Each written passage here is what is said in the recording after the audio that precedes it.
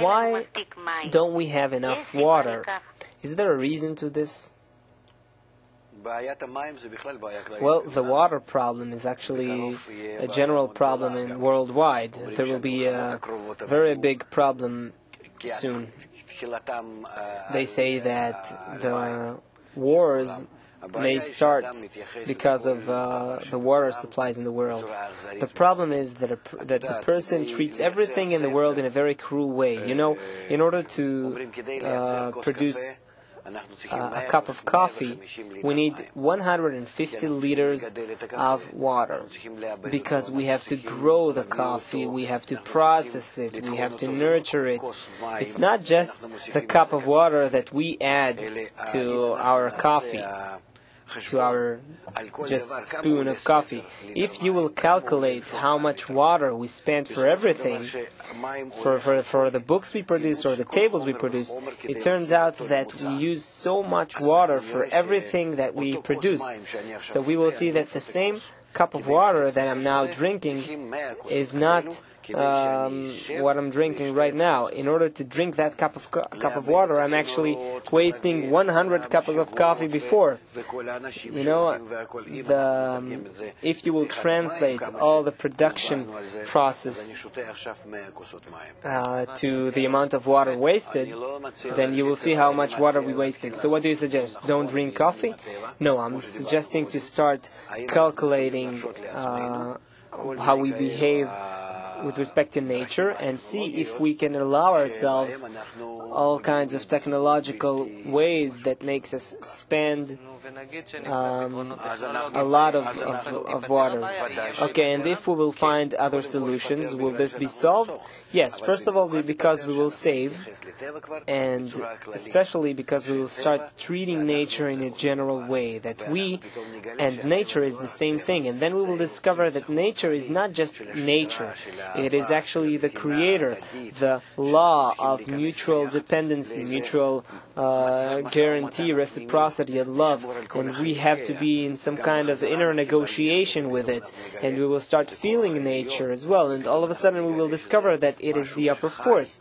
It is something that is alive, something with which we can rise to a level that is beyond our corporal life even, that I don't just live in my body, but I live in the integral life of this world and beyond this world, the upper world as well. Through these calculations with nature of this world, a person can penetrate to the upper nature, creator, and the beatings we experienced lately are starting to show us that we have no choice. We need that connection. Once I heard you say that the abundance and the resources that Earth provides us with are very little today because we are opposed to nature, because we are within our ego, and nature is love and giving.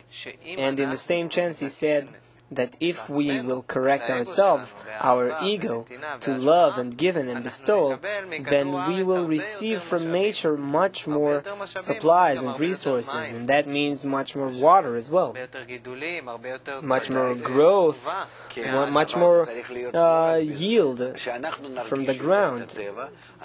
When we will feel nature better, we will also know how to use it correctly, in what way to use it, where to use it, where not to use it. We will change ourselves. It's not that we will be able to extract more water than what we have, and we will suddenly discover new oceans under the earth or something. But it will change us as well, the way we will treat nature. Instead of just grabbing everything in a barbarian way and consume things without criticism, we will change, we will reach balance. All the parts of nature to begin with are in balance, and man is in fact that part that violates the balance. How does it violate the balance? By wanting to drink a cup of coffee? I want to drink a cup of coffee every morning. I'm breaking the balance now? What? No. The fact that we have evolved in such a way for thousands of years is okay.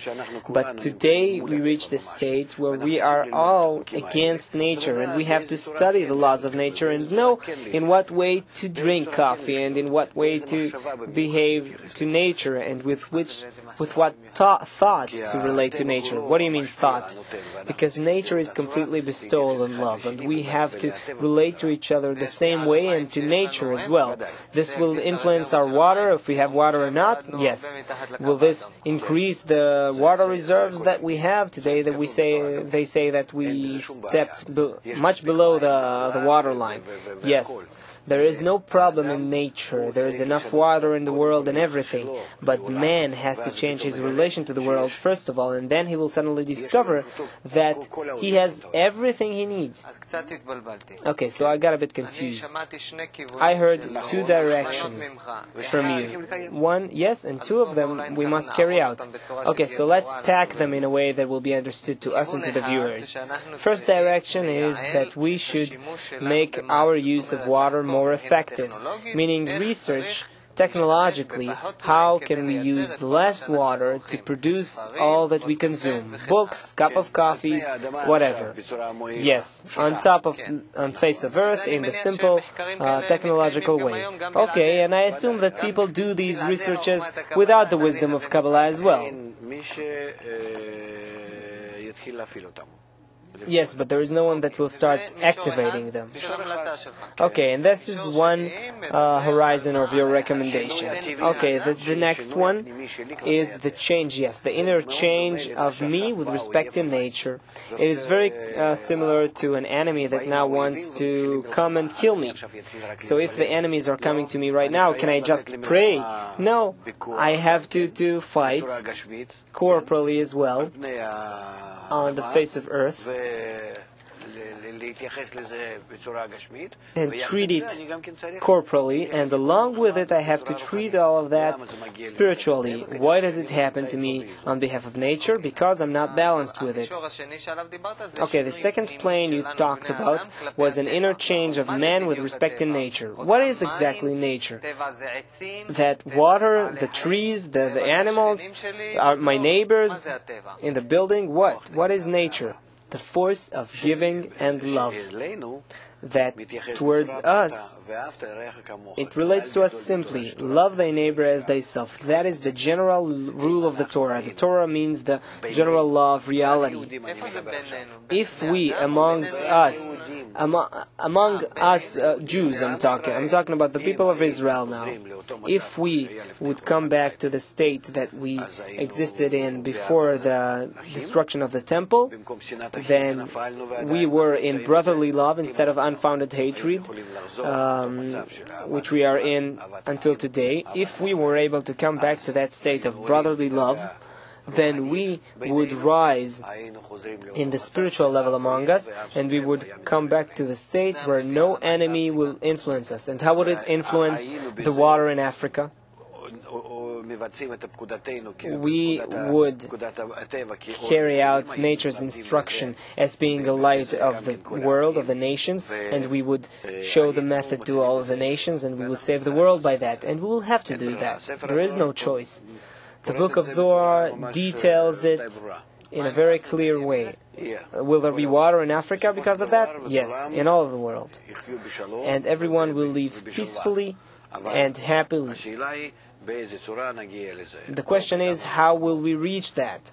Either through wars and beatings and suffering in its time, as it is called, or by opening our eyes and hastening our path and reaching that pleasantly and fast, and that is called by way of hastening times. And that is now right in front of us, these two paths, these two options.